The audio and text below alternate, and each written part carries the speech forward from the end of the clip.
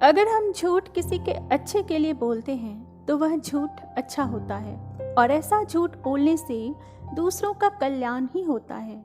ये कहानी इसी विषय में है। किसी गांव में एक संत निवास करते थे। उस गांव में संत को छोड़कर सभी लोग कंजूस प्रवृत्ति के थे। कोई किसी को कुछ नहीं देता था। संत की कुटिया एक बगीचे में थी। कोई व्यक्ति उनके पास आता तो वह उसे अपने बगीचे से फल तोड़कर खाने को देते और बकरी का दूध भी लोगों को पीने के लिए देते थे। एक बार इस संत ने किसी से कहा कि बहुत ही जल्द तुम्हें गड़ा हुआ खजाना मिलने वाला है, और उसकी बात सच निकली।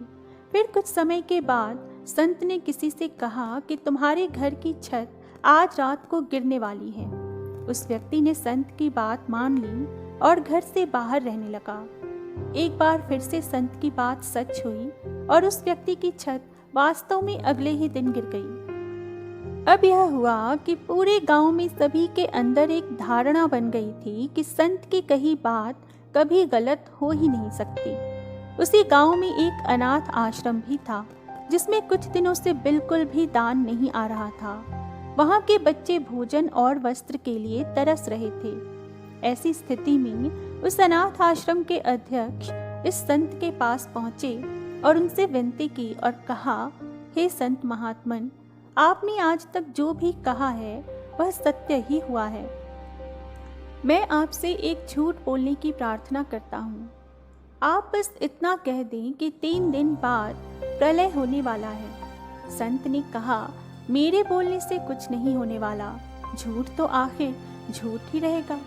इस पर व्यक्ति बोला, मैं जानता हूँ, परंतु आपके एक झूठ से अनाथालय के बहुत सारे बच्चों को जिंदगी मिल सकती है। संत बोले, मेरे झूठ बोलने से बच्चों का क्या संबंध?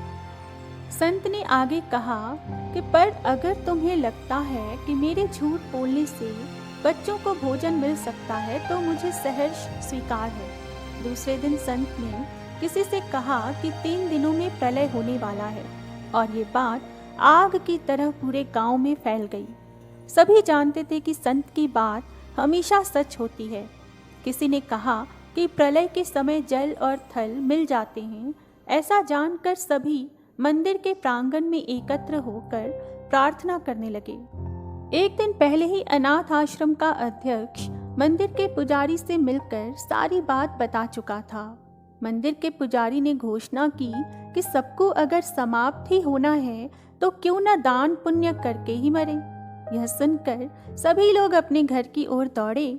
जिसने जो पाया, अन्न, धन, पशु, वस्त्र, सभी कुछ दान कर दिए।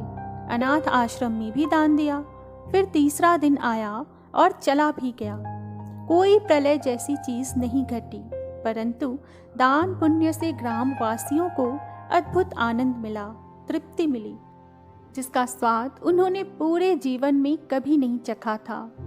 उस दिन के बाद वहां के लोगों में अद्भुत परिवर्तन आ गया और लोगों ने अपनी कृपणता छोड़ दी।